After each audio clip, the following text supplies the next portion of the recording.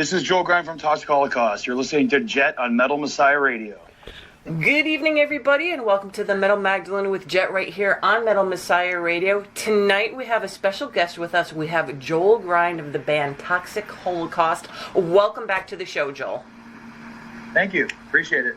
So, Joel, for people who might not be familiar with Toxic Holocaust, give us a little history behind the band. The band basically started in 1999.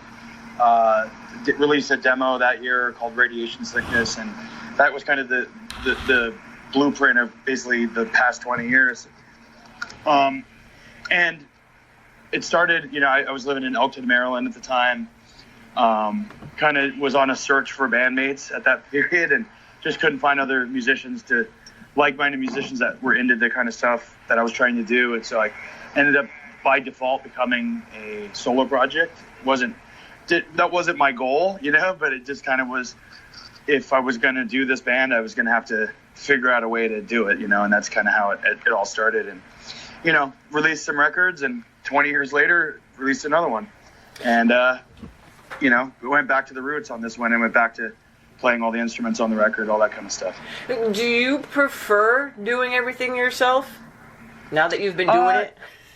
Yes and no. I mean, it's cool. It was cool doing this one again myself because it felt like I recaptured that spark of when I started the band. Like I kind of just had a lot of fun going back to working like that. But there's ups and downs to it. I mean, it's definitely a lot more difficult. There's a lot more work involved. Like you don't get you got to do the drums and then you don't get a break. You got to go do all the other parts too. So it's a little different because of that. But it can be good and bad. I really did enjoy doing this one this way, and it remains to be seen. I mean, maybe the next one will be solo too. I don't really know yet. So it's so far off from now.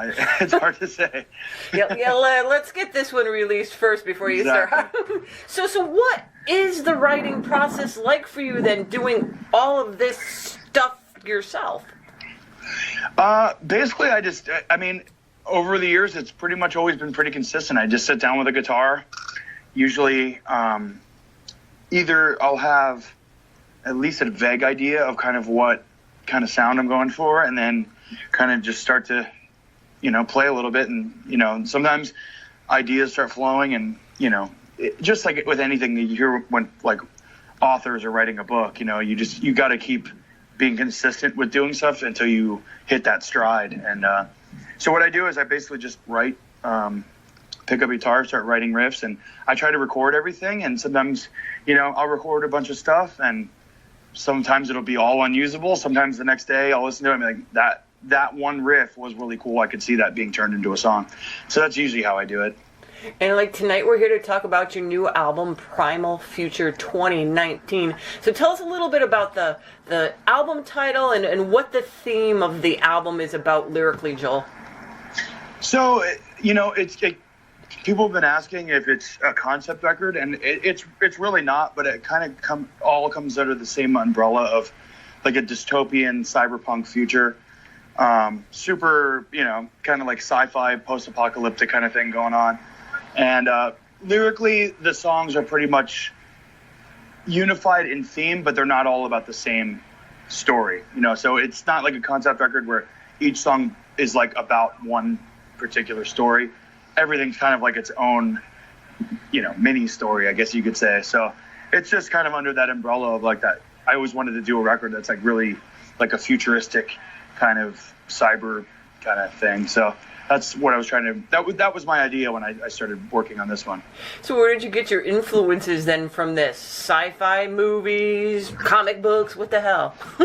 Yeah, all of it. I mean, I was devouring a lot of very weird B movies and like just weird comic books and all kinds of stuff. Just things that, what I do is I don't necessarily write about.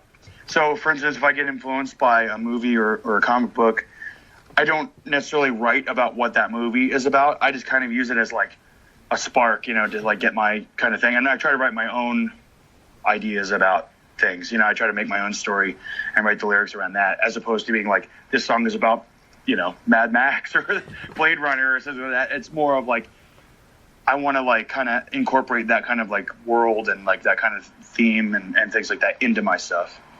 And now, what are some of the things that you've learned over the years that you were able to apply when writing and recording this album?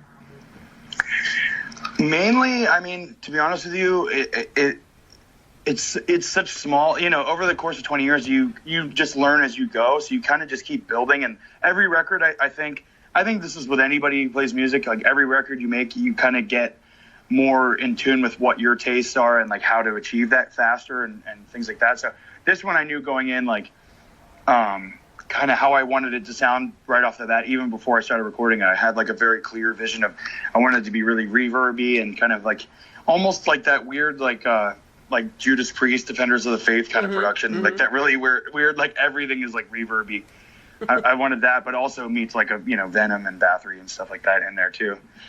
So that was cool. That's something I learned, doing this so long, is like how to kind of achieve the things I have in my head and just like basically go right for that instead of kind of spending time messing around with stuff to get a sound and then you're never really happy with it. This one I kind of knew off the bat the way I kind of wanted it to sound. So tell us a little bit about the album art, what it depicts, and the artist, Joel. The artist was Steve Crisp. He's this guy that did a lot of cool 80s, movie posters and VHS covers. Did like the movie Creepazoids and stuff like that. So he did a lot of cool, like really cool pieces of art in the 80s. And I kind of just tracked him down, and he really hasn't. I don't know if he's ever actually done any band stuff. He's mainly like a movie guy. But I knew right away, seeing the stuff that he's done, I was like, that would nail the kind of vibe I was going for. And I kind of just wanted to kind of have that, like, if you were, if this was 1989 or, 86 or something, you're in a movie store and you see, like, a VHS thing that's like a sci-fi movie or something like that, it would have a box like that. And that's kind of what my thinking was. I wanted to make it kind of look very, like, fitting that vibe of the music. And I was like, that would be the perfect way to do it, is like kind of take that like VHS kind of style box art to a record. And I think you achieved that too, or the artist did too, because that's exactly the kind of feel when you get to it. It's kind of a fun album all around, Joel, from the album cover art to the songs and listening to it, and then knowing how you recorded it yourself. It's kind of a fun album. I mean, you mentioned you wanted to kind of get back to your roots a little bit, and were you happy with it once you heard it? I mean, I think with anybody, I think when you do something like that, you just kind of do it, and then you don't really process it until later. It's kind of hard to say, but as with anything, I think that's why you continue making records. If you're 100% happy with something, there's really no point in making another one. There's always little things maybe I would change now, looking back, now that it's finished. But that's kind of the beauty of, like, you have to be willing to finalize a piece, like you have to finish something and then you can look back on it later. And, it's you just do it and then you hope other people dig it, So there's little things that I would probably have done a little different looking back on it, but I mean, I'm happy with it so far. For the most part, I'm like, I think I achieved what I was trying to achieve with it. And Joel, doing this music for all these years and touring and making albums, for you, what would you say the biggest struggle has been? It's a good question, because I mean, to be honest with you, I really love doing this a lot. And the struggle maybe is just, touring so much over the years. It's like, never really got to have like animals and like a family life and things like that, so, but I mean, that was the choice I made. And, that was, that's, you pick one or the other, it's like, and, I really love doing this. So, I mean, maybe that's a struggle, but not, I don't really look at it like that. It's like, it was a conscious choice for me, like a lot of my friends going out of high school and getting older and stuff, they settled down, had families and stuff like that. And I'm not saying that isn't for me. It just wasn't something that, I wanted to pursue music as my life, and I knew it was a trade-off because, when you tour like 5 to 8 months a year, it's like pretty hard to have a family life, In Toxic Holocaust, has that punky, thrashy sound to its music, and the project or band, I would really say. You guys been around for 20 years, or you've been around doing this for 20 years. What do you attribute to the longevity of the band playing this kind of music, Joel? I would say that's kind of a hard question, to answer when it's like you're about yourself. But I think maybe like the longevity would be maybe because, I never followed any trends. I never did things that were popular. I stuck to what I like, and my goals were never to make a lot of money or to, achieve fame or anything like that. My goals were only just to like see the world and, play music and meet, metal fans and play cool shows. That was my goal with it, and to stay true to what I like, and I think, when you do something long enough and you stick with something that you really like long enough, I think people start to come along with you, you start to gain respect by peers and just, fans too. I think they see, me doing this for 20 years straight, it's like, still touring in a van, still sleeping on floors, it's like still doing the same old stuff. And speaking of touring, you're currently out on the road now, right? Out on the road now. Yep, I'm in New Jersey right now. And with Gwar, what is this tour? This tour is, so it's Gwar, Sacred Reich, us, and a band called Against the Grain. And it's a pretty long tour, but by Guar's standards, it's kind of a short tour because they tour for a long time. This one is 2 months long, and we're about 2.5 weeks into this now, so we still got a while to go. But the last time we toured with Guar, that was 3.5 months, so wow. That was long. And so far, how has the 2.5 weeks been? Amazing. The first couple days are a little rough. It's hard to get back into the swing of things, when we haven't toured like this in a while. So the first couple shows, you're like still feeling like a little groggy from not getting enough sleep. But it's weird how your body works. It's like when you get into the zone, you kind of just run on autopilot in a way. So I'm kind of getting into that zone now where I just feel, I feel okay not getting much sleep and just playing fun shows, And after this tour, do you got anything else lined up for the rest of the year?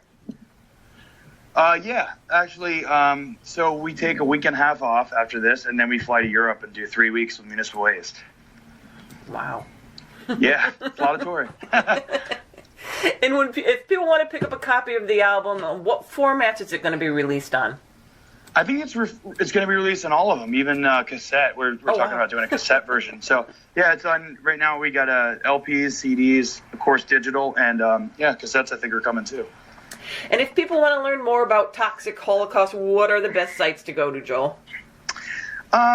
Most likely, to believe it or not, probably my Instagram, like either the Joel Grind Instagram or the Toxic Holocaust official Instagram, because I'm just more active on those. The Facebook algorithms now, like you post stuff and nobody sees it. So it's a little weird, but you can go there too. You can at least see tour dates there.